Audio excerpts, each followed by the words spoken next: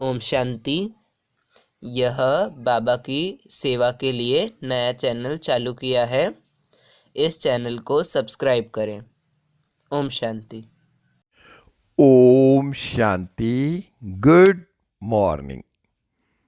9 फरवरी 2022। मीठे मीठे बाबा की मीठी मीठी मुरली का मीठा मीठा मनन हम सब फरिश्ते मिलकर बाप दादा के साथ करते हैं।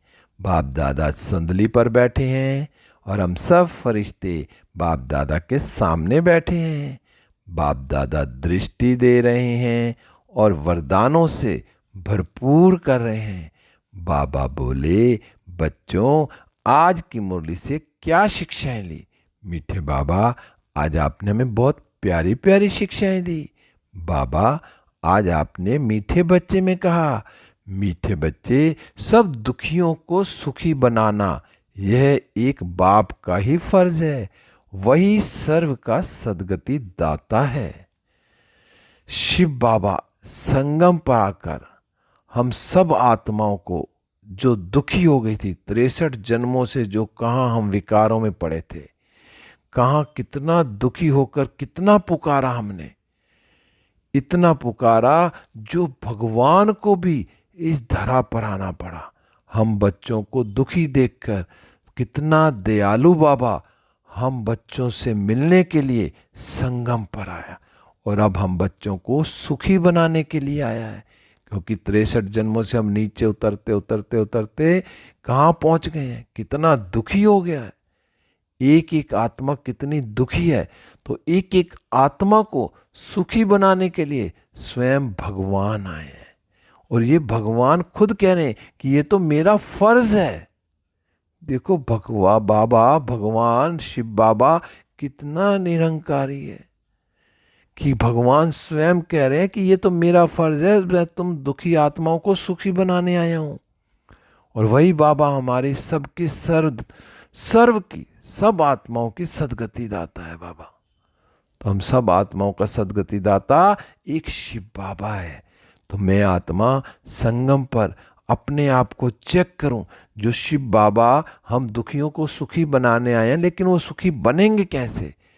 जो बाबा की पूरी पूरी श्रीमत पर चलेंगे, उनको अनुभव होगा कि मैं आत्मा तो बहुत सुखी हूं, सुख के झूले में झूल रही हूं, बाबा की गोद में हूं, बाबा की छत्र छाया के नीचे हूं।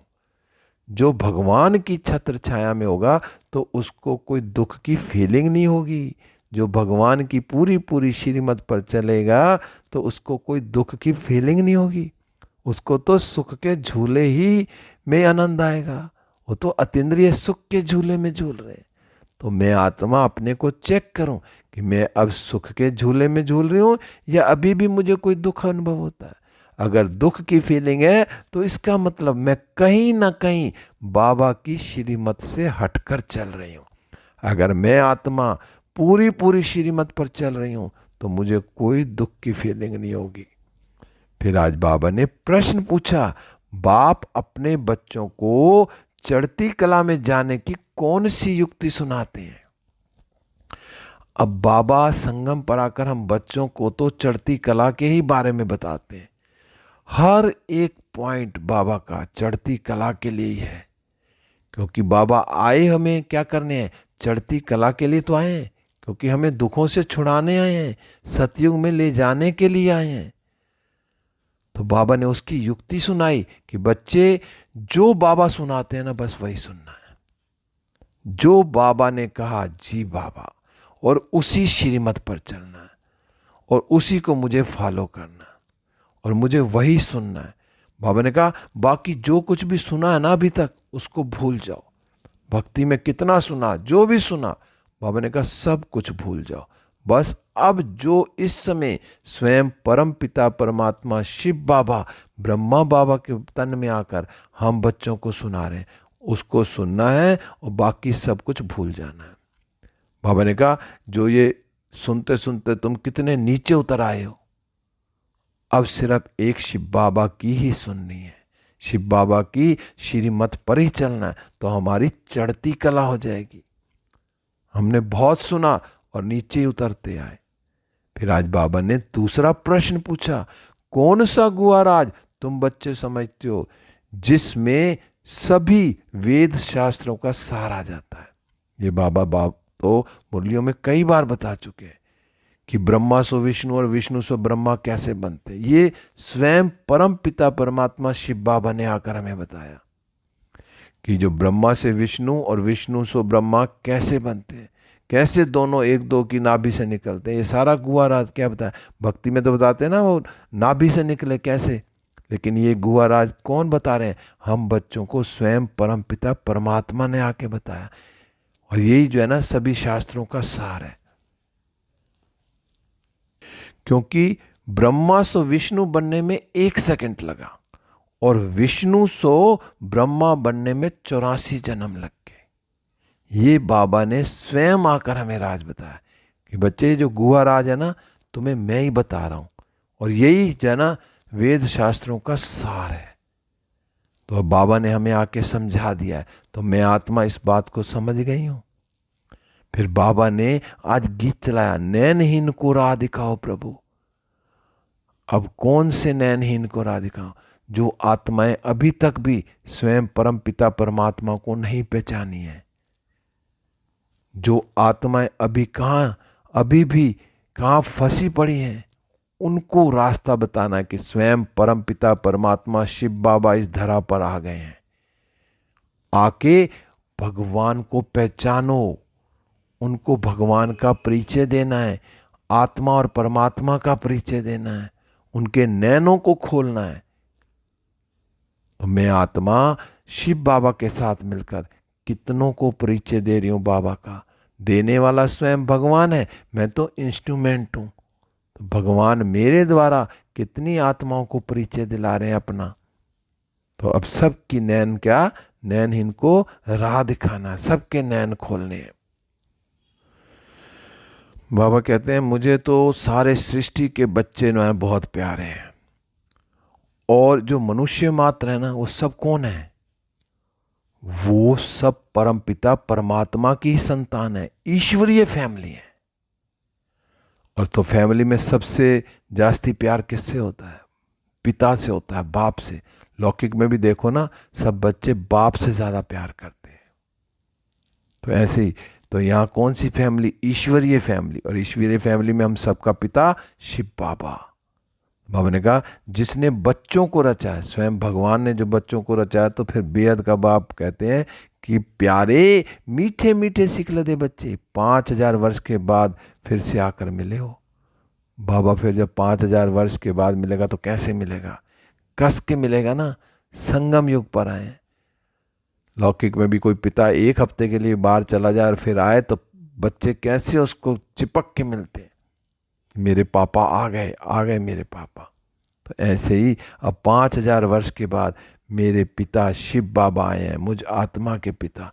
तो मुझ आत्मा के पिता को अपने पिता के साथ कैसे मिलना है, कैसे उनकी एक एक श्रीमत पर चलना मुझे।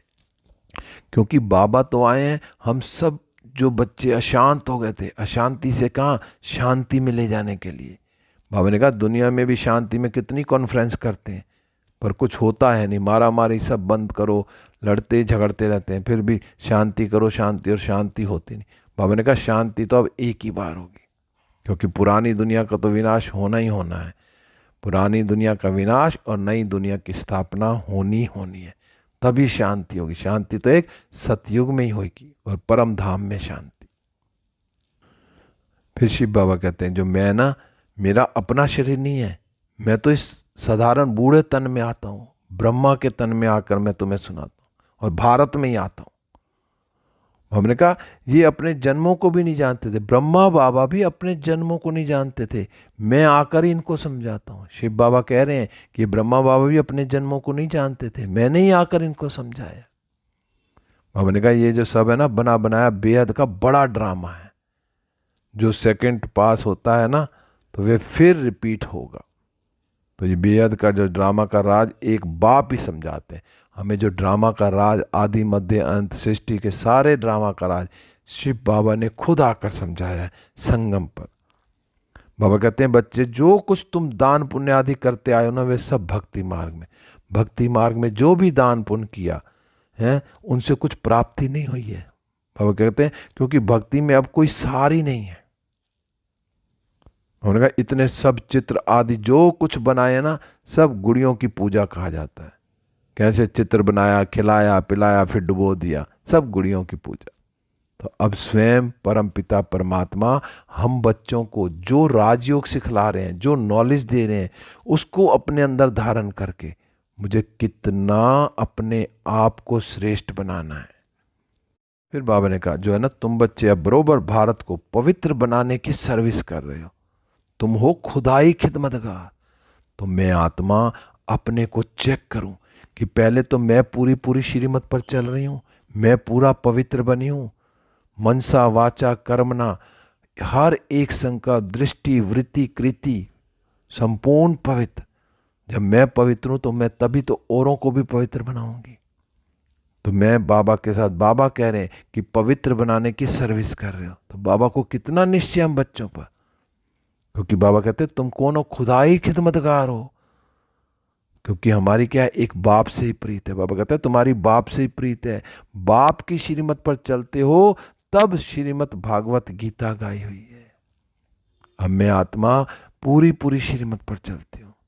बाबा ने कहा भगवान कोई शास्त्र नहीं पढ़ेगा, वो तो एक क्यों, बाबा ने कहा जो धर्म स्थापक भी होते हैं ना, वो कोई शास्त्र नहीं उठाते, वो तो आके धर्म की स्थापना करते हैं। बाबा तो आकर एक श्रीमत देते हैं, और श्रीमत अर्थात श्रेष्ठ मत देते हैं। स्वयं शिव बाबा हम बच्चों को कितनी श्रेष्ठ मत दे रहे हैं, क्योंकि ऊंचे तो ऊंची मत ही एक भगवान की है, शिव बाबा की है।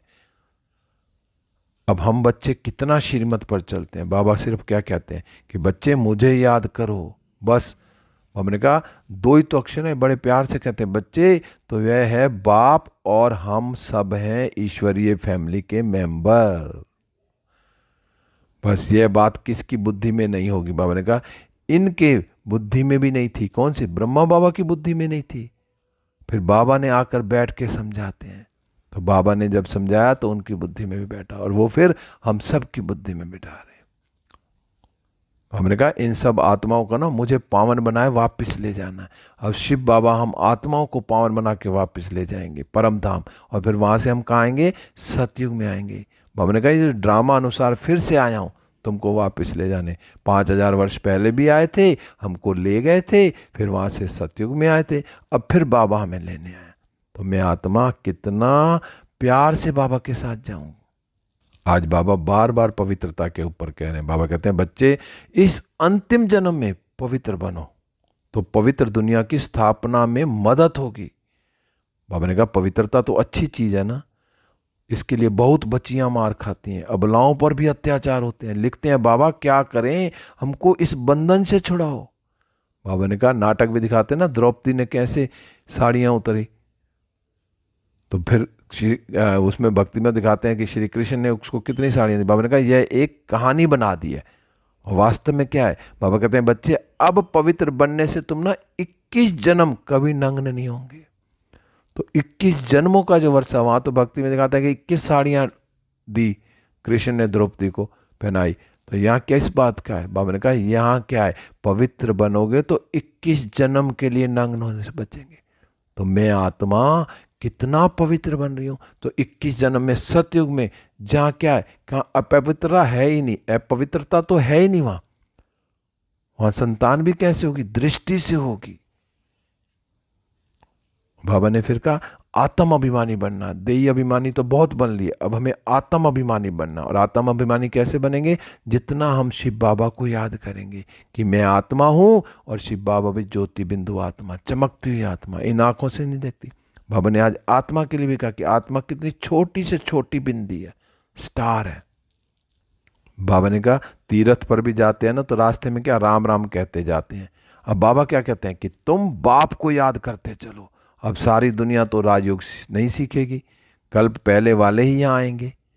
बाबा ने कह दिया कि कल पहले जिन्होंने ये सीखा था ना राजयोग, वही सीखेंगे। तो बाबा ने कहा अभी जो है ना कलम लगनी है, अब कलम लगाना है। कौन सा, बाबा ने कहा जो देवी देवता धर्म का मीठा झाड़ था ना, सो प्राय लोप हो गया, और अब दोबारा से वही बाग लगेगा। लेकिन बाबा ने कहा अभी क्या, बाकी टालियां बची। फिर बाबा ने कहा बनैन ट्री का भी मिसाल दिया ना, वैसे ही इस देवी देवता धर्म का भी जो फाउंडेशन है ना वो सड़ गया है, बाकी निशानी क्या चित्रों में दिखा दी है। बाबा ने कहा परंतु ये किसको पता नहीं है, ना अपने धर्म को पता है, इसलिए क्या कह देते हैं अपने आप को, हिंदू कह देते हैं। बाबा ने कहा आत्मा में अच्छे बुरे संस्कार होते हैं। इस समय सबकी आत्मा क्या है, तमो प्रधान बन गई है। अब स्वयं बाबा आए हुए हैं हम आत्माओं को क्या, सतो प्रधान बनाने के लिए। तो मैं आत्मा कितना बाबा की याद में अपने आप को सतो प्रधान बना रही हूं। आज बाबा कह रहे हैं परमपिता परमात्मा भी ना ड्रामा के वश में है, पार्ट बजाने के लिए बंधा हुआ है। इतनी छोटी आत्मा में कितना भारी पार्ट है। अब परमात्मा की भी तो बिंदी है छोटी सी, और उसमें कितना भारी पार्ट। स्वयं परमात्मा भी ना एक्यूरेट टाइम पे आते हैं, उनको भी अपना पार्ट टाइम पर ही बजाना है। शिव बाबा को भी अपना पार्ट जो है टाइम पर बजाना है, सबको सुखी बनाना है। अब बाबा ने कहा ख्याल करो आत्मा क्या है, बाबा की आत्मा भी इतनी छोटी बिंदी मिसल है, इतनी छोटी चीज की पूजा तो कोई कर ना सके, क्योंकि शिव बाबा क्या है, छोटी बिंदी, अब उसकी पूजा तो कोई नहीं कर सकते, इसलिए भक्ति में क्या बड़ा बना देते हैं। लेकिन आत्मा, मैं आत्मा भी छोटा स्टार, इन आंखों से नहीं देखा जाता, ऐसे ही शिव बाबा भी छोटी बिंदी है। फिर बाबा ने कहा कि तुम ना अव्यभिचारी बनो, एक से ही सुनो, एक को ही याद करो। क्या कहो, ओहो बाबा आप तो बड़ी कमाल करते हो। बाबा ने कहा कैसा ज्ञान सुनाते हो, और किसकी ताकत नहीं जो ये नॉलेज दे सके। जो शिव बाबा ने आकर ब्रह्मा के तन में आकर हमें नॉलेज दी, वो और किसी और की ताकत नहीं है। बाबा ने कहा तुम चढ़ती कला अब ही होते हो जबकि बाप आकर पढ़ाते हैं। जब शिव बाबा आकर पढ़ाते हैं तो हमारी क्या है, चढ़ती कला है। तो बाबा ने कहा इस समय सभी मनुष्य मात्र कौन है, पतित हैं। इसलिए बाबा कहते हैं कि मैं सबका उद्धार करने के लिए आया हूं। स्वयं शिव बाबा अभी क्या करने आए, हम सबका उद्धार करने के लिए आए हैं। रात से दिन में जाने का फिर बाबा रास्ता बता रहे हैं हमें। फिर कहते हैं बाबा हम अंधों की लाठी तो आप ही हो, क्योंकि हम तो क्या है, बाबा ने गीत सुना ना, नैन इनको राह दिखाओ, तो हम अंधों की लाठी कौन, स्वयं भगवान है। बाबा अक्षर याद करने से कितना वर्षा मिलता है, बस बाबा अक्षर से वर्षा याद आता है ना कि बाबा का, और क्या हुआ कि बाबा हमें 21 जन्मों का वर्षा देने आए। बाबा ने कहा प्रभु व ईश्वर कहने से वर्षा का नशा नहीं चढ़ता। तो मैं आत्मा शिव बाबा को कितना याद करती हूँ। बाबा ने कहा ब्रह्मा तो शिव का बच्चा हुआ ना, विष्णु का बच्चा तो नहीं है ना। तो हाँ, ब्रह्मा ही फिर विष्णु बनते हैं, फिर विष्णु 84 जन्म बाद ब्रह्मा बनते हैं। बाबा ने कहा यह बहुत गुहा राज जो शुरू शुरू में बाबा ने बताया, तो वही बाबा ने कहा ये जो गुहा राज है ना, जो तुम बच्चे ही समझते हो। तो बाबा ने कहा अभी कितनी खुशी होनी चाहिए आपको, कितना नशा चढ़ना चाहिए कि अभी ब्रह्मा मुख द्वारा तुम ब्राह्मण बच्चों का जन्म हुआ है, तो कितना नशा और खुशी होनी चाहिए। तो मैं आत्मा इस खुशी और नशे में रहती हूँ। फिर आज बाबा ने वरदान दिया, मास्टर त्रिकालदर्शी भव। अब कैसे बनेंगे, बाबा ने कहा स्वयं स्थिति द्वारा हर परिस्थिति को पार करने वाले मास्टर त्रिकालदर्शी भव। बाबा ने कहा जो बच्चे ना त्रिकालदर्शी स्थिति में रहते हैं ना, वो अपनी स्वयं स्थिति द्वारा हर परिस्थिति को ऐसे पार कर लेते हैं जैसे कुछ था ही नहीं, क्योंकि बाबा ने आकर हमें तीनों काल की नॉलेज दी, आदि मध्य अंत का सब राज बता दिया। जब बाबा ने हमें सब क्लियर कर दिया, हमें नॉलेज दे दी, तो बाबा ने कहा जो नॉलेजफुल त्रिकालदर्शी आत्माएं समय प्रमाण हर शक्ति को ना, हर पॉइंट को, हर गुण को ऑर्डर से चलाते हैं। ऐसे नहीं कि जब हमें जरूरत तो है सहन शक्ति की, और उस समय सहन शक्ति तो आई नहीं, कोई और शक्ति आ गई। बाबा ने कहा जिस समय जिस शक्ति की जरूरत हो ना, उसको यूज करना आना चाहिए।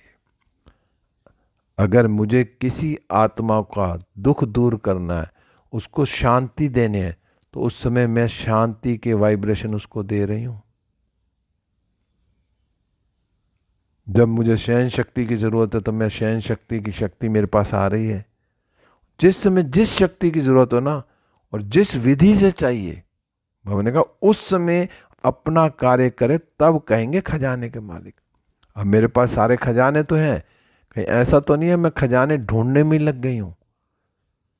सारी शक्तियाँ सारे गुण बाबा ने दे दिए हैं, मेरे पास पड़ा स्टॉक भी है, लेकिन जिस समय जिस चीज़ की ज़रूरत है कहीं मैं उसको ढूंढने में तो नहीं लग गई।